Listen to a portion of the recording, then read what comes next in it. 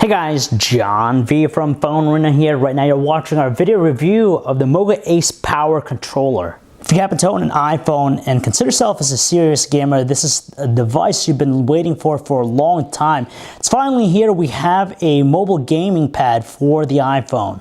For something that's meant to attract serious gamers, the design of the Moga Ace Power is a little bit more on the toyish side than anything else. It's made entirely out of plastic, giving it a lightweight feel, but unfortunately it tends to feel rather hollow, so the construction's a little bit kind of wobbly. It's worth noting that the Moga Ace Power is only compatible with the iPhone 5S, 5C, iPhone 5, and the 5th generation iPod Touch. Currently, the controller's in its travel form. Now, in order to put in the iPhone in there, all we got is expand it like so, and you plop in the iPhone. Make sure you line up with the lightning docking port, and in the back there's a button here that says lock. So basically it locks the controller in place so it doesn't open or close. Using it for the very first time feels a little bit weird just because it's not like your traditional home console controller or the other Moga controllers out there. Instead, it kind of reminds us of a Game Gear or one of the wider type of gaming consoles out there. Unfortunately, it doesn't have the most comfortable feel, especially when trying to use the trigger buttons here, or all four. It's kind of tough as you're holding it, and after a while, our fingers definitely get tired. There's a D-pad on the left side if you need to use it, but it's a little bit stiff with its response. 4 circular-sized buttons hug the right side of the controller. They're raised, ample in size, and have good feedback when we press them. You know, we appreciate that it features 2 analog sticks to kind of mimic the layout of any controller. They're flat and they kind of remind us of the analog stub that's found with the original Sony PSP. So with that, its feedback's not as responsive as we'd like. Rounding things out, it has 2 shoulder keys and 2 analog triggers. Inside the controller is an 1800 milliamp hour battery, and you can activate the charging process by moving the switch right here. There's a micro USB port on the top edge. Unfortunately though, it won't simultaneously charge the internal battery of the controller and the iPhone 5S if you connect it.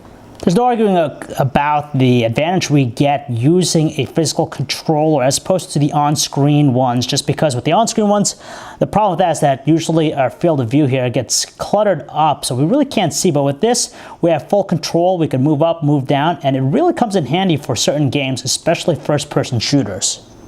For example, we have a huge advantage playing this game called Touch Tanks with the controller, just because with the left analog stick, we're able to actually maneuver our tank, and with the right, it's used to move the turret. With the on-screen controls, it's very tough trying to juggle between the two, but with this, it really shows what kind of advantage we get, just because we have control in moving the turret on the fly simultaneously, and our records, just playing the game after a while just shows the effectiveness of this approach.